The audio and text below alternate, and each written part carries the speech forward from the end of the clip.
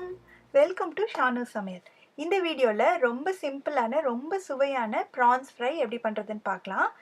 இதுக்கு நான் 150 gram prawns எடுத்து வச்சுருக்கேன். ப்ரான்ஸை வந்து நல்லா சுத்தம் பண்ணி எடுத்து வச்சுக்கணும்.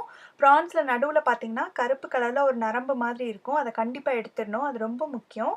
ப்ரான்ஸை க்ளீன் பண்ணி நல்லா வாஷ் பண்ணி எடுத்து வச்சுக்கலாம். இப்போ இதுக்கு மேரினேஷன் பண்ணுறதுக்கு ஒரு 1/4 டீஸ்பூன் மஞ்சள் தூள், 1 டீஸ்பூன் அளவுக்கு மிளகாய்த்தூள். மிளகாய்த்தூள் உங்களுக்கு காரம் வேணும்னா இன்னும் கொஞ்சம் அதிகமாகவும் சேர்த்துக்கலாம். இது கூட ஒரு 1/2 டீஸ்பூன் தனியாத்தூள், கொத்தமல்லி தூள் சொல்லுவோம் இல்லையா, அது சேர்த்துக்கலாம். கூடவே 1 டீஸ்பூன் அளவுக்கு இஞ்சி பூண்டு பேஸ்ட்டு, தேவையான அளவு உப்பு.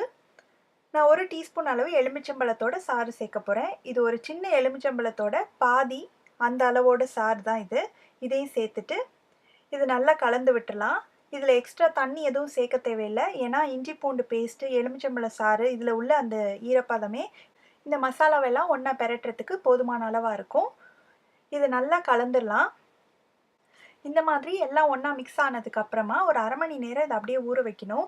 அப்போ தான் இந்த மசாலாவில் உள்ள அந்த ஃப்ளேவர் எல்லாம் ப்ரான்ஸில் இறங்கி நம்ம குக் பண்ணும்போது நல்ல சுவையாக இருக்கும். இதை அப்படியே தனியாக வச்சிடலாம். ப்ரான்ஸை ஒரு 1/2 மணி நேரம் நல்லா மேரினேட் பண்ணியாச்சு.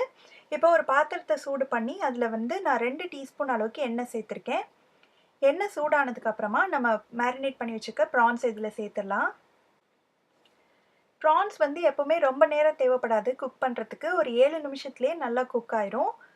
இப்போ ப்ரான்ஸ் எல்லாம் சேர்த்துட்டு இது நல்லா அந்த எண்ணெயிலேயே வதக்கிக்கலாம். எக்ஸ்ட்ரா எதுவுமே தண்ணி சேர்க்கல. ப்ரான்ஸ்லேருந்தே நிறைய தண்ணி விட்டுருக்கு. அதுலேயே இது நல்லா வெந்துடும். இப்போ பார்த்தீங்கன்னா ஒரு 2 நிமிஷம் நான் வதக்கியிருக்கேன். அதுலேயே அந்த ப்ரான்ஸ்லாம் நல்லா சுருங்கிடுச்சு. அதில் விட்ட தண்ணியெல்லாம் நல்லா வற்றி அந்த எண்ணெய் பிரிஞ்சு வந்துடுச்சு. இப்போ ஒரு 4லேருந்து 5 நிமிஷம் வரைக்கும் நான் இதை வதக்கியிருக்கேன். இப்போ இதில் கொஞ்சம் கருவேப்பிலை சேர்த்துக்கலாம். கருவேப்பிலை சேர்த்து பெரட்டி விட்டுட்டு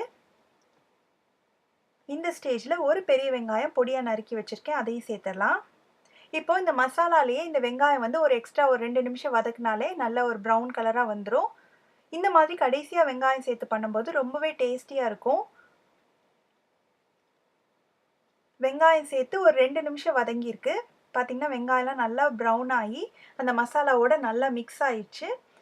கடைசியாக 1 டேபிள் ஸ்பூன் அளவுக்கு தேங்காய் துருவல் சேர்க்க போகிறேன். தேங்காய் துருவல் வந்து ஆப்ஷனல் தான், உங்களுக்கு வேண்டானாலும் விட்டுடலாம். தேங்காய் துருவல் இல்லாமலும் இது ரொம்ப சுவையாக இருக்கும். தேங்காய் துருவல் சேர்த்தோம்னா அந்த தேங்காய் வாசனையோட ரொம்பவே நல்லாயிருக்கும். இப்போ தேங்காய் துருவல் சேர்த்துட்டு இதை நல்லா கிளறி விட்டுட்டு ஸ்டவ் ஆஃப் பண்ணிடலாம். அவ்வளோதான். ரொம்ப சிம்பிளாக பண்ணக்கூடிய ரொம்ப டேஸ்டியான ப்ரான்ஸ் ஃப்ரை ரெடி ஆயிடுச்சு. இது சாம்பார் சாதம், ரசம் சாதம், அப்புறம் மீன் குழம்போட சைட் டிஷ்ஷாக வச்சு சாப்பிட்றதுக்கு ரொம்ப நல்லாயிருக்கும். நீங்களும் இந்த ரெசிபியை கண்டிப்பாக ட்ரை பண்ணி பார்த்துட்டு எப்படி வந்தது அப்படின்ற ஃபீட்பேக்கை கமெண்ட்ஸில் சொல்லுங்கள். இதே மாதிரி நிறைய ரெசிபீஸ் பார்க்கணுன்னா இந்த சேனலுக்கு சப்ஸ்கிரைப் பண்ணி வச்சுக்கோங்க. ஷானு சமையல், எளிய முறையில் இனிய சுவையில். நன்றி.